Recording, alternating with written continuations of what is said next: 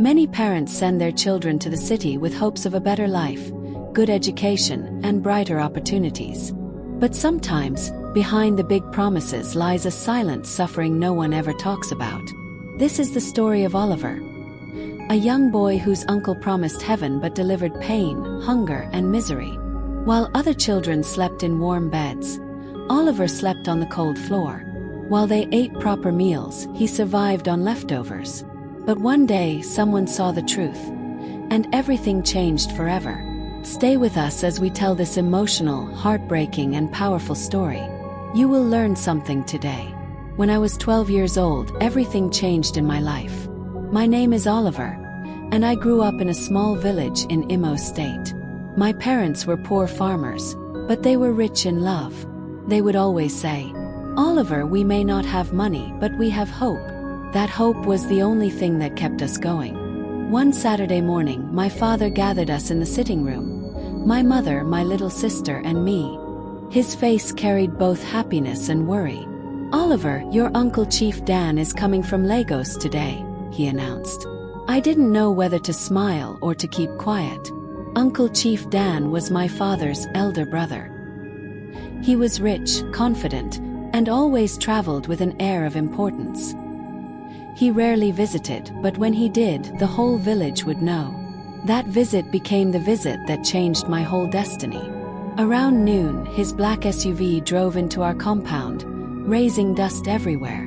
My cousins jumped out first, looking fresh and healthy, wearing expensive sneakers. My aunt, Maggie, stepped out next, her gold jewelry shining under the sun. Then Uncle Dan stepped out and hugged my father. After exchanging greetings, they entered the house. My parents offered the little they had, rice and stew. As they ate, Uncle Dan began with his usual loud voice. "My brother, I have been thinking," he said. "Oliver is a smart boy.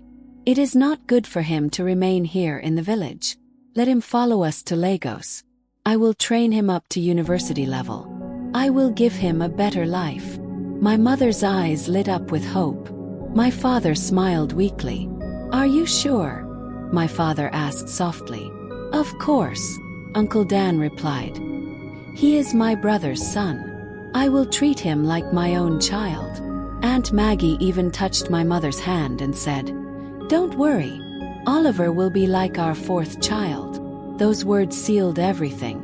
That evening my parents sat me down. "Oliver, this is your chance," my mother whispered. "You will go to Lagos. You will go to school. Don't disappoint us." I was afraid of the unknown, but I trusted my parents. "I will make you proud," I said. 3 days later I packed the little I had. 2 shirts, 1 shorts, 1 slippers. My mother cried as she hugged me. My father placed his palm on my head and prayed for me. My little sister kept asking, "Oliver, when will you come home?" I didn't know the answer. As we drove out of the village, I looked back through the car window. My home became smaller and smaller until it disappeared. Little did I know that I was not being taken to a place of comfort. I was being carried into suffering. Lagos was bigger than anything I had ever imagined. The noise, the traffic, the tall buildings, everything felt strange. When we arrived at my uncle's house, it was like entering a palace. The compound was tiled and clean. The fence was tall and white. Inside, the furniture shone like television sets. I thought I had arrived at heaven. But heaven ended that very night. "You will sleep on the floor," Aunt Maggie said when it was bedtime. I laughed because I thought she was joking. She repeated, "I said you will sleep on the floor. We don't have extra mattress for you." I slept on the cold tiles. My body shivered all night. I wondered if my cousins slept the same way. But when morning came, I saw their soft beds, thick mattresses, and air conditioners. That was when I knew that I had entered a different world. At 4:30 a.m., I felt a kick on my leg. "Wake up!" my uncle shouted. "Go and sweep the compound." I rushed outside barefoot, cold wind touching my body. After sweeping, I washed plates, cleaned the bathrooms, and fetched water. By the time I finished, my cousins had just woken up. At breakfast, they ate sausages, bread, fried eggs, and tea. I was given leftover beans from 2 days ago. Eat fast and come to the shop, my uncle said. That was the beginning of my suffering. Every day followed the same pattern. Hard work from morning till night. No rest, no school, no kindness, no smile. I slept late. I woke early. I ate the food they didn't want. I wore the clothes they had rejected. I slept on the floor both at home and at the shop. Whenever my parents called, my uncle would grab the phone and speak. Oliver is doing well, he would say. He is eating well. He is going to school. He is like our son. Everything was a lie. My parents believed him. They would even thank him for taking care of me. I wanted to scream and tell them the truth, but I couldn't. Each time I tried, my uncle would stare at me with his dangerous eyes. If you say anything, your life will become worse, he whispered one night. From that day, fear became my roommate. Silence became my language. Tears became my food. I kept telling myself, one day I will escape this life. One day. But day after day, I became weaker, thinner, and hopeless. That was how chapter 1 of my suffering began. Life in Lagos quickly became a routine of pain and exhaustion for me. Days turned into weeks, weeks into months, and before I knew it, 1 full year had passed. Yet nothing had changed. I was still the village boy sleeping on cold tiles. I was still the one waking before everyone and sleeping last. I was still the one who ate leftovers while others ate fresh meals. But the worst part was that I was still not going to school. Every time I passed by children wearing clean uniforms, carrying backpacks, or laughing with their friends, something inside me tightened. That could have been me. If my uncle kept his promise. Instead, my school was the shop. My classroom was the market. My lessons were insults, beatings, and endless work. My uncle owned a large electronics shop in Alaba International Market. It was one of the busiest places I had ever seen. People shouting prices, cars honking, sellers dragging customers. Heat rising from every direction. It was chaos. Every morning before sunrise, we drove to the shop. My uncle sat comfortably in the front seat. His children sat inside the air-conditioned car. I sat in the boot area, squeezed among cartons of fans and televisions. When we arrived, I became a machine.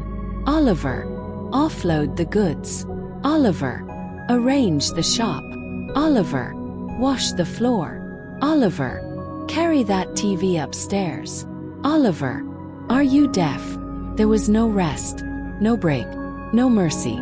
At the shop, my uncle behaved like a king, and I was his slave. Even the other shop owners noticed how he treated me. One man once said, "Chief Dan, this boy is still small. Let him rest." My uncle laughed. "Leave him. He is strong. He is my brother's son. He should learn work." But his learning was abuse. There were days I carried heavy loads until my arms trembled like leaves in the wind. There were days I worked under the sun until my skin burned. There were days I fainted, but instead of care, I received shouts. "If you fall again, I will beat you. Stop pretending. Get up." The worst was that I believed everything he said. I thought maybe I was weak. Maybe I deserved it. Maybe this was normal. Took me years to understand it was not normal. It was wickedness. Home, things were no better. Aunt Maggie was even more cruel than my uncle. She ordered me around like a robot. Wash the plates. Clean the toilet. Mop the floor again, it is not shining. Why is the water small? Go and fetch more. You are eating too much. Do you want to finish our food? One day, one of her children mistakenly spilled juice on the table. She shouted at me, "Oliver, see what you did." I looked confused. "Ma, I didn't touch it." She slapped me immediately. "Are you calling my child a liar?" Her children treated me worse. They insulted me. They hit me. They ordered me around like a servant. And when their friends came to visit, they laughed at me. "Why is he not in school?" one boy asked. My cousin replied, "He is our houseboy." Houseboy. That word broke me. At night, I would lie on the ground and stare at the ceiling, wondering why my life was like this. Tears often filled my eyes, but I wiped them quickly so no one would see. Sometimes I imagined running away. I imagined going back home. I imagined telling my parents everything. But fear held me like chains. What if my uncle punished me for speaking? What if my parents didn't believe me? What if life became even worse? So I kept quiet. Silent suffering became my way of life. Every December, my uncle and aunt traveled to the village with their children. Whenever they returned, my parents would say the same thing. Chief Dan told us you are doing well. He said you eat well. He said he bought you new clothes. He said you will start school next term. He said you are living like one of his children. I would nod. I would smile. I would say, "Yes, Mama." But inside, my heart shattered into pieces. Sometimes I wondered if my parents didn't see the truth. Sometimes I wondered why they trusted him blindly. But then I remembered that my uncle was their hope. They believed everything he said because they wanted to believe it. Hope is a powerful thing, sometimes too powerful. 3 years passed. 3 long, painful years. I grew taller. I grew stronger. But I also grew quieter. The more I suffered, the more I learned to hide my feelings. People thought I was fine. They didn't see the bruises. They didn't see the hunger. They didn't see the fear. They didn't see the loneliness. I became a shadow in that house. Present but invisible. Then one day something happened that changed everything. A new shop opened opposite my uncle's shop. An electronic repair shop owned by a tall young man named Mr. Samuel. He was different from everyone else at the market. He smiled at everyone. He greeted everyone. He never shouted. The first day he saw me carrying a heavy box, he asked, "How old are you?" 15, I said. 15. He looked shocked. "This load is too heavy for you." I said nothing. The next day he gave me a bottle of water. "You look tired," he said gently. Thanked him. The third day he saw my uncle shouting at me. He watched quietly. He didn't say anything. But I saw concern in his eyes. Something told me that this man would play a big role in my story, even though I didn't know how. For the first time in years, someone noticed me. Someone saw my pain. Someone saw me. But I didn't know that his involvement would lead to the dramatic event that would change everything. That painful turning point was coming, and none of us knew. The day everything shifted inside me was the day I realized that even a small act of kindness can shine like a candle in a dark room. And for me, that candle was Mr. Samuel, the new repairman who opened a shop across from my uncle's store. I still remember the morning he first approached me. I was sweeping the front of our shop, my eyes half closed from lack of sleep. My body felt heavy, like I was carrying the weight of a whole building. My uncle had shouted at me non-stop since dawn, and my mind was numb. That was when I heard a soft voice. "Young boy, are you okay?" I looked up and saw him standing there. A tall, dark man in his early 30s with calm eyes and a gentle face. He wore a simple shirt, his hands covered with the stains of repair work. He was not rich, not powerful, not flashy, but something about him felt warm. "Yes, sir," I said quickly. I had learned to always say yes, no matter how bad things were. He looked at me closely. "You don't look okay," he said. His words felt strange to me. Nobody asked me that. Nobody cared how I looked. Nobody cared how I felt. Nobody cared at all. Before I could reply, my uncle came out of the shop. "Oliver, stop gossiping and finish your work," he shouted. I immediately bent down to continue sweeping. Mr. Samuel walked away quietly, but his eyes told me he understood more than I said. Days passed, and he began greeting me every morning. "Oliver, good morning. Oliver, have you eaten? Oliver, be careful with that load." Small words, but they touched something inside me. One afternoon, I was carrying a heavy television set up the stairs when I missed a step. The TV slipped and almost fell. I managed to hold it, but I twisted my wrist in the process. The pain shot up my arm like fire. I cried out, "Ah!" My uncle rushed toward me, not with concern but with anger. You want to spoil my goods, ABI? Idiot! He slapped me hard across the face. I held my cheek shaking. The pain in my wrist was unbearable, but the pain in my heart was even worse. Customers standing around watched silently. Some laughed, some shook their heads, but none said anything except one. Mr. Samuel stepped forward. "Chief," he said calmly, "the boy is hurt." My uncle turned sharply.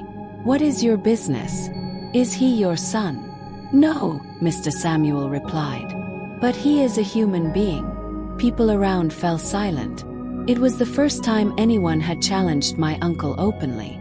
My uncle glared at him like a threatened lion. "Mind your business," he growled before dragging me inside the shop. But that moment changed something. Someone had defended me. Someone had spoken for me. Someone had seen me. After that incident, Mr. Samuel tried to help me in small ways. If he noticed I was thirsty, he gave me water. If he saw me limping, he asked, "Where does it hurt?" Sometimes he slipped me a small snack when nobody was watching. I was afraid to talk to him too much. My uncle hated when I interacted with anyone. But Mr. Samuel's kindness felt like rain falling on dry soil. One day he asked me, "Oliver, how old are you again?" 15, I replied. "You look smaller," he said. Then he asked the question nobody else had ever asked. "Why are you not in school?" Froze. My heart beat fast. My stomach tightened. I stared at the floor. I don't know," I whispered. It was the safest answer I could give. He studied my face, but I couldn't look at him.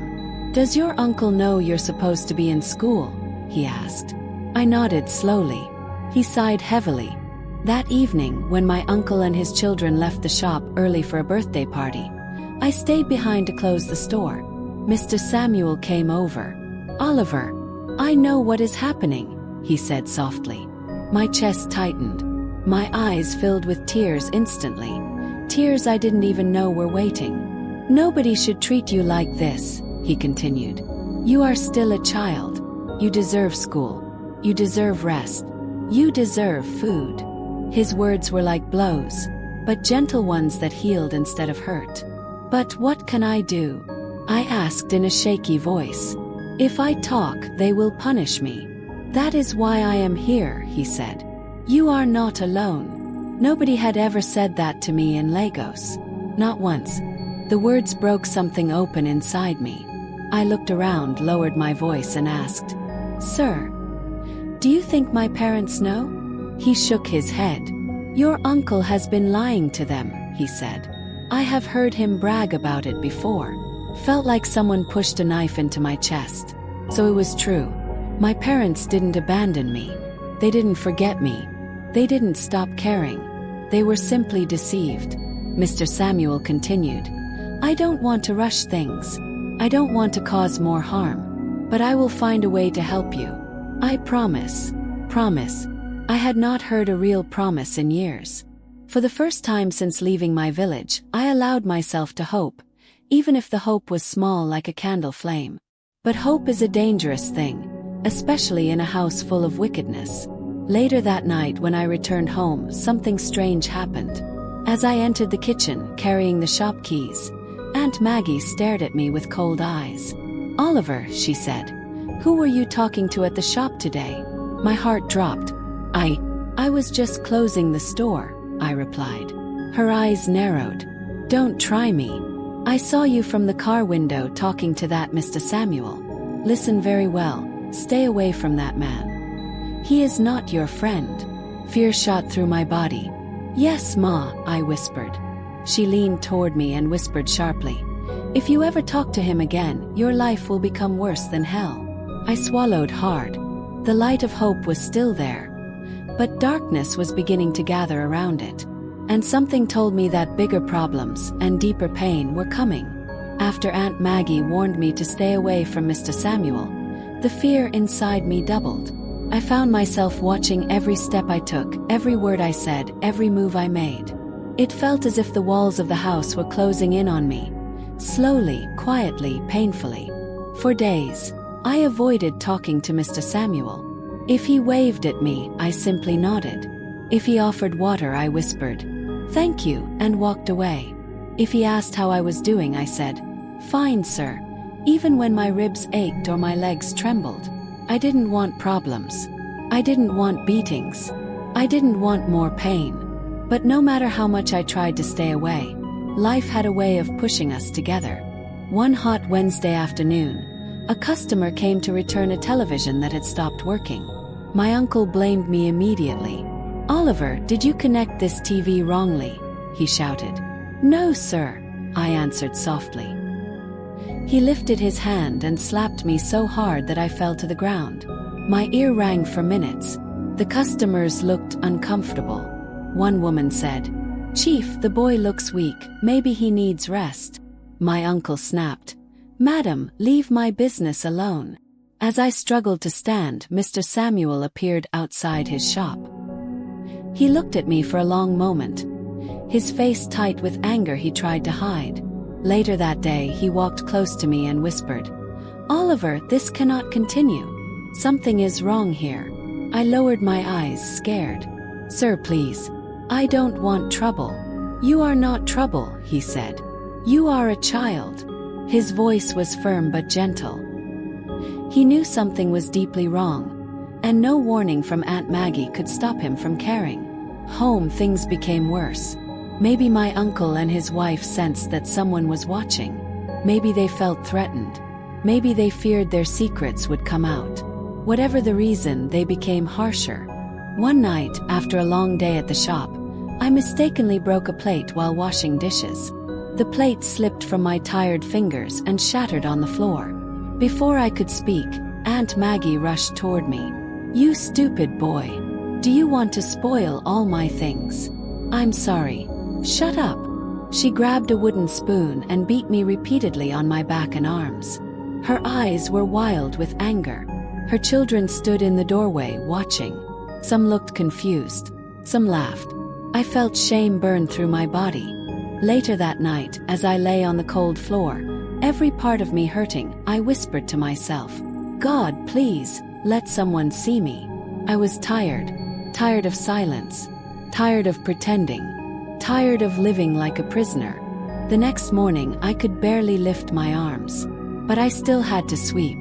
I still had to carry goods. I still had to work. When I arrived at the shop, Mr. Samuel noticed immediately. "Oliver, what happened?" he asked, rushing to my side. "Nothing, sir," I lied. He shook his head. "No. Tell me the truth." I hesitated, then whispered, "Aunt beat me." He clenched his jaw. "This is abuse," he said quietly. "This is not how a child should live." I looked around nervously. "Sir, please, don't say anything. She said if I talk to you again, my life will be worse." He paused. "Oliver," he said, "your life is already worse." Those words hit me like a stone. He continued, "I don't want fear to destroy you. You need help. And I will help you." For the first time in many years, someone spoke about saving me, not using me, not punishing me, not ignoring me, saving me. But my uncle was not blind. He noticed everything. One Saturday, while I was cleaning the shop, my uncle stood behind me silently. I didn't know he was there until he spoke. "Oliver, you think I'm stupid?" My heart dropped. "Sir, I don't understand," I said. He grabbed my arm roughly. "Do you think I haven't seen you talking to that man? Do you think I'm foolish?" I shook my head quickly. "No, sir, I didn't." He squeezed harder, his nails digging into my skin. "Let me warn you," he whispered coldly. "If that man interferes in my family business again, you will regret it for the rest of your life." I swallowed hard, my body shaking. "Yes, sir." He pushed me away. I stumbled and hit my knee against a carton. Pain shot through my leg, but I dared not cry. For the rest of the day, he made me work non-stop. He made me lift heavy items. He made me run errands. He made sure I didn't rest. Fear became my only companion. By the time we got home, I could barely walk. And when I thought the day was finally over, another nightmare began. "Oliver!" Aunt Maggie called from the living room. I walked slowly toward her. You think we don't know what you are doing? She asked sharply. What am I doing, Ma? You are trying to bring shame to this family, she shouted. My confusion grew. I am not doing anything. You want to disgrace us, she screamed, hitting my shoulder with the back of her hand. Ma, I swear I didn't. She raised her hand again, but this time her eldest son stopped her. Mummy, leave him. He didn't do anything. She turned to him angrily. Keep quiet, she shouted. He stepped back, frightened. Then she turned back to me. Let me tell you something, Oliver, she hissed. If you ever talk to that man again, I will make sure you wish you were never born. I lowered my head. Yes, Ma. She stormed away. I stood there, trembling. My life felt like a cage tightening around me. For the next few days, my uncle kept a close eye on me. If I talked to anyone, he stared at me suspiciously. If Mr. Samuel looked in my direction, I quickly turned away. But one thing was clear. Something was building. Something was coming. Something big. Felt like the air around me was changing, slowly getting heavier. Mr. Samuel kept watching me quietly. My uncle kept watching him too. The market began whispering. Rumors started spreading. And deep inside my heart I felt it. Storm was coming. A storm that would change my life forever. A storm that would break the darkness, but not without pain. The dramatic turning point was near. I could feel it in every breath. The following morning felt no different from the others. The same cold floor, the same tired bones, the same empty stomach. But deep inside Oliver, something had shifted. Mrs. Johnson's visit had opened a small window of hope. Even though he didn't know what she planned to do, he felt, for the first time in years, that someone had seen him. Truly seen him. Oliver, are you still sleeping? Maggie's sharp voice rang through the house. He jumped up. Ma, I'm coming. He rushed out, and she handed him a long list of errands. The list was so long it looked like a punishment. You must finish all this before lunch. And don't waste time. Yes, Ma, he said quietly. He left the compound and went to the shops, buying everything she listed. Most of the traders already knew him. The quiet boy with sad eyes who always looked tired. When he returned, sweaty and dusty, Maggie didn't even let him drop the items. Go and wash the plates outside. Then mop the kitchen. And don't forget to iron the children's uniforms. Yes, Ma. He set to work. His hands hurt, his legs trembled, and he felt slightly dizzy. He hadn't eaten since yesterday afternoon. At some point he held the wall, trying to steady himself. Maggie noticed and snapped. Are you pretending? Finish your work. He nodded weakly and kept going. Few hours later he walked to the shop. Chief Dan was sitting outside, counting money and shouting at customers. When Oliver approached, his uncle didn't look up. Where have you been? Useless boy. Enter inside and work. Yes, sir. Oliver went in and arranged heavy bags of cement. His hands shook from weakness, and he could barely stand upright. The little girl who helped out sometimes, Amaka, watched him with concern. Oliver, are you okay? He tried to smile. I'm fine. He wasn't. Suddenly, the shop entrance darkened as someone walked in. It was Mrs. Johnson. Her eyes scanned the room and landed on Oliver. She gasped softly when she saw his condition. Pale, shaking, sweat covering his forehead. Oliver, come, she said gently. He froze. Chief Dan heard and came out angrily. Yes. What do you want this time, madam? Mrs. Johnson faced him calmly. I came to ask why this child looks worse than yesterday. Oliver's heart jumped. He wanted to disappear. What do you mean? Chief Dan asked sharply. He is fine. Just lazy. Lazy. She raised her eyebrow. This child is starving. Ta. Madam, please respect yourself. Don't come to my shop and accuse me. Mrs. Johnson stepped closer. Sir, if you don't mind, I want to take him to the pharmacy. His condition is not good. Chief Dan laughed mockingly. Take him where? Is he your child? No, she said calmly. But he is a child. and he is suffering. And that is your business. Madam, get out from here. You don't know how to mind yourself. Mrs. Johnson's face hardened. She didn't raise her voice. She didn't argue. She simply said, "Okay, if you say so. No problem." She walked out. Chief Dan hissed, "Nonsense, woman." Oliver felt his heart sinking. He had hoped she would save him, but she was gone, or so he thought. 10 minutes later, 2 motorcycles stopped in front of the shop. Mrs. Johnson returned with 2 men. One wore a school ID card, the other had a child welfare badge. Chief Dan's face changed instantly. "Good afternoon," Mrs. Johnson said calmly. "These are my colleagues. They would like to speak with the child." Oliver's breath caught in his throat. One of the men stepped forward. "Good afternoon, sir. We received a concern about child abuse. We need to speak with him privately." "Child what?" Chief Dan shouted. "Who reported me? This is my brother's son. My blood.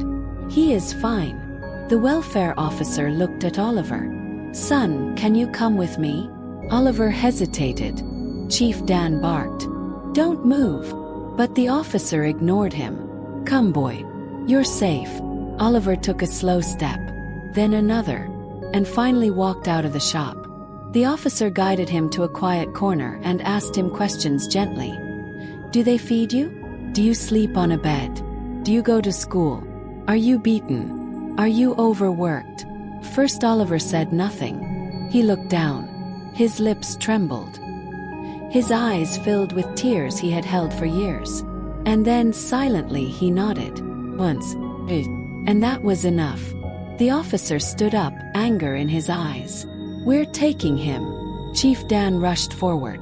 "You can't take him. He is my brother's child. I promised to train him." Mrs. Johnson faced him. "And you failed that promise. Madam, stay out of this." "No," she said softly. "I won't." People had gathered outside. Customers, neighbors, shop owners. Many had seen Oliver over the years but never knew the depth of his suffering. The welfare officer spoke firmly. "Sir, you will follow us for questioning. If the boy's parents need to be contacted, we will do that." Maggie arrived suddenly, shouting, "What is happening? Leave my houseboy. He is ours." The officer turned to her. "Houseboy." She froze. "You said he was your nephew," the officer reminded them. Their lies were crumbling in public. Maggie tried to deny it. No, he is family. We love him," the people watching murmured. Their faces were full of disbelief. Some shook their heads. Finally, Oliver whispered to the officer, "Sir, please. I want to go." That was the final blow. Chief Dan looked defeated. The officer gently placed a hand on Oliver's shoulder. "Let's go, son." As Oliver walked away, he didn't look back. Not at the shop. Not at the people. Not at the man who promised him education but gave him suffering. Maggie tried to run after him, but the welfare officer blocked her. And Mrs. Johnson walked beside the boy, matching his steps, protecting him with her presence. For the first time in many years, Oliver felt the wind on his face and realized something. He was finally leaving pain behind. Even if the future was uncertain, even if he had no idea where they were taking him, he was free. And sometimes freedom is the beginning of life. If you enjoyed this emotional and inspiring story, please like, comment, and subscribe to the channel. Share this video to encourage others who may be going through pain and silent suffering. Your support helps us create more powerful stories like this. Don't forget to turn on the notification bell so you don't miss our next upload.